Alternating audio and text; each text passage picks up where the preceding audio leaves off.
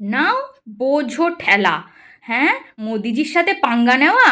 মোদিজি কিছুদিন আগে একটা ভিডিও পোস্ট করেছিল, আর সেই ভিডিওটা ফেসবুক টিমের তরফ থেকে 1 ঘন্টার বেশি সময় ধরে ব্লক করে দেওয়া হয়েছিল। এবং তখন জানতে চাওয়া হয় যে ভিডিওটা কেন ব্লক করে দেওয়া হয়। তখন ফেসবুক টিম জানায় যে টেকনিক্যাল ইস্যুর জন্য ভিডিওটা ব্লক করতে বাধ্য হয়েছে।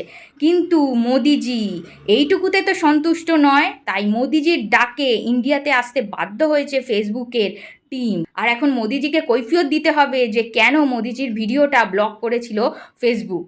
আর এখানেই জল থেমে নেই, জল এখন অনেক দূর গড়িয়েছে। এখন ভারত সরকার কিছু কিছু শর্ত, কিছু কিছু নিয়ম লাগু করবে ফেসবুকের ওপর। এবার ফেসবুক যদি সেই শর্তগুলো, নিয়মগুলো মেনে চলতে পারে, তাহলেই ফেসবুক ভারতে ব্যবসা করতে পারবে, অর্থাৎ তাহলেই ফেসবুক, ইনস্টাগ্রাম ভারতে চলবে। না তো ভারতে ফেসবুক, ইনস্টাগ্রাম সব বন্ধ হয়ে যাবে। কি বুঝলে? দেখেছো মোদিজির ক্ষমতা?